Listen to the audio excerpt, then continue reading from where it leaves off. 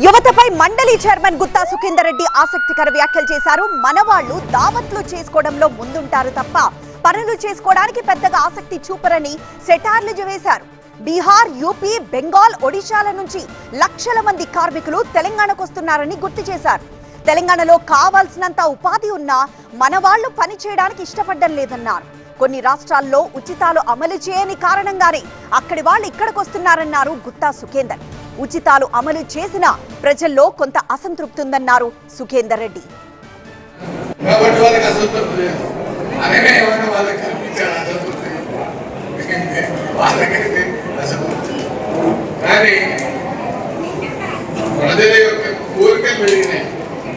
ఎవరు ఉన్నదాంతో సంతృప్తిగా ఉండట్లేదు లేదు.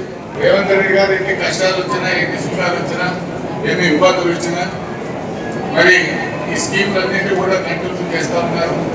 వీటన్నింటినీ కూడా ప్రజలకు అందివ్వాలనేటువంటి ఆలోచన ఉన్నారు. మరి మీరు ఎన్నికలకు ఆరు హామీలు ఇచ్చినారు, ఏమైంది?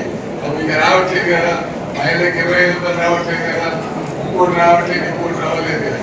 వచ్చిన వాటిని ఎవరు అడిగారు? 27,000 కోట్ల రూపాయలు రైతు రుణమాఫీ చేసింది ప్రభుత్వం. దాన్ని ఎవరు మాట్లాడతారు? వచ్చేవాడు సపోర్ట్ చేసుకుంటాడు, తీసుకున్నాడేమో సపోర్ట్ చేయ కూర్చుంటాడు, రానోడేమో రోడ్డుకి వెళ్ళిపోతాడు.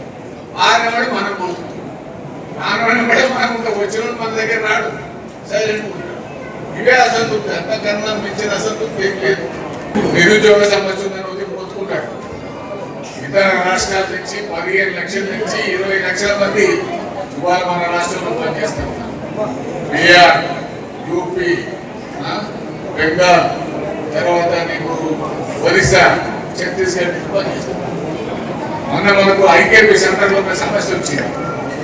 ఐకేపీ సెంటర్లో బీహార్కి అమ్మారు ఆయన వచ్చిన నాకేను ఎత్తలేదు. నాణ్య కళ నాణ్య సరైన అరే 10 మంది రైతులు మనం పండించిన ధాన్యం మన వ్యక్తి లారీ చేసేదాన్ని కూడా సిద్ధంగా లేవు.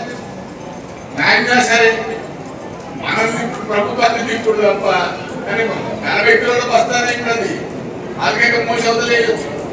ఎవరు సిద్ధంగా లేదు, ఎవరు పని చేయడానికి సిద్ధంగా లేదు.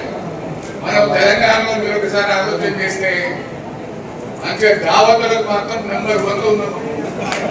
అందులో దావతులు చేసి నెంబర్ 1 పని చేసేట్లో ఆఖరికి